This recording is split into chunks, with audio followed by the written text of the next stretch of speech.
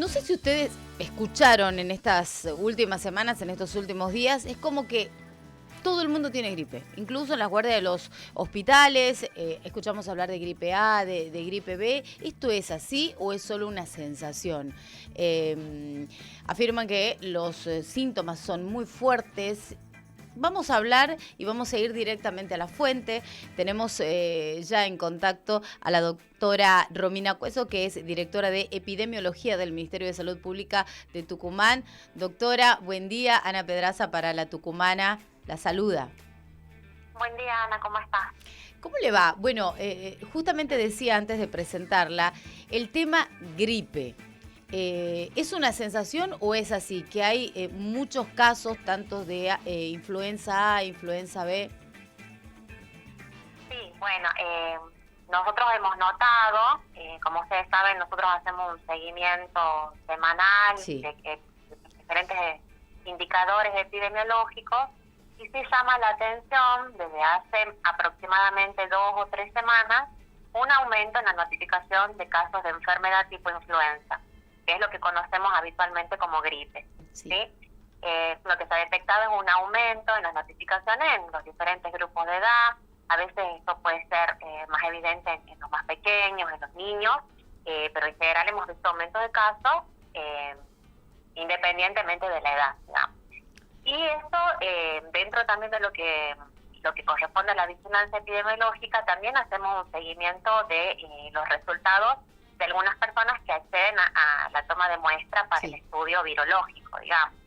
Y también condice, digamos, con este tipo de vigilancia por laboratorio, un aumento en la positividad de casos de gripe, de influenza. Entonces, es lo que estamos viendo, que por ahí, digamos, se lo nota, digamos, en esto que vos decís, Ana, de que parece evidente que conocemos a todos a alguien que en este momento está cursando una infección respiratoria, que podría ser gripe, y que bueno, que lo hemos visto nosotros también reflejados en el seguimiento epidemiológico. Y con respecto a los síntomas, ¿son similares al COVID o en algunos casos mucho más fuertes? De acuerdo al testimonio que hemos recibido de muchas personas que incluso nos han llamado aquí a la radio. Claro, bueno, en general la gripe puede producir síntomas que pueden ser similares porque es un cuadro respiratorio, es una enfermedad viral y por lo tanto también puede producir fiebre, dolor de garganta, dolores musculares, dolores articulares, ¿sí? Entonces se manifiesta de esta manera con esto que a veces llamamos síndrome gripal, ¿sí? Lo que sí es muy característico de la gripe es la fiebre, que no todas las personas con COVID las llegan a manifestar. En general, digamos, independientemente de cuál sea la variante de gripe, siempre la fiebre es un síntoma frecuente, digamos, de ver y son registros febriles altos. Entonces eso, digamos, pero en general se manifiesta como un cuadro respiratorio, ¿sí? Es lo habitual o los motivos de consulta más frecuentes suelen ser los síntomas de respiratorio y la fiebre. ¿Y cuáles son las recomendaciones, doctora? Bueno, ya se nos presentan estos síntomas, sobre todo la fiebre. ¿Qué debemos hacer? Y bueno, siempre considerar como muy importante consultar al médico, ¿sí? Consultar al médico, tratar de no automedicarse. Es importante eso porque, a ver, la gripe puede en general ocasionar cuadros que se autolimitan, pero también en algunas ocasiones pueden haber cuadros más severos que necesiten otro tipo de abordaje desde la salud. Entonces es muy importante hacer una consulta oportuna, acceder a una atención médica y el médico sabrá orientar de la mejor manera cuál es el tratamiento, el mejor tratamiento para ese determinado momento o los síntomas que presenta la persona. ¿Y cómo se define? Hemos escuchado hablar, bueno, estuve con gripe A. Otro testimonio, Sí. estuve con gripe B. ¿Cómo se define eso o cómo se llega a esa conclusión? Y bueno, porque nosotros, como decía antes, desde salud, se lleva a cabo también la vigilancia del virus respiratorio, que corresponde a personas que han accedido a muestras respiratorias, que en realidad, a ver, no todas las personas que tienen síntomas gripales necesitan tener un test, digamos, para la gripe, ¿sí? Porque se hacen con un criterio de seguimiento, de vigilancia, tomando algunas muestras para poder saber qué virus son los que nos circulan. Entonces, de ese seguimiento es que uno puede, a través de lo que evalúa el Laboratorio de Salud Pública, saber si se trata de gripe A, de alguna otro tipo como de especificación como H1N1 o H3 o influenza B, que es lo que estamos viendo ahora. Influenza B es lo que más hay, entonces, hoy. En realidad es lo que hemos empezado a identificar ahora, pero también hay que tener en cuenta que está co-circulando con otro tipo de virus también que pueden aparecer, que son habituales, los virus de los resfríos, otros virus que tienen manifestaciones muy similares a la gripe, ¿sí?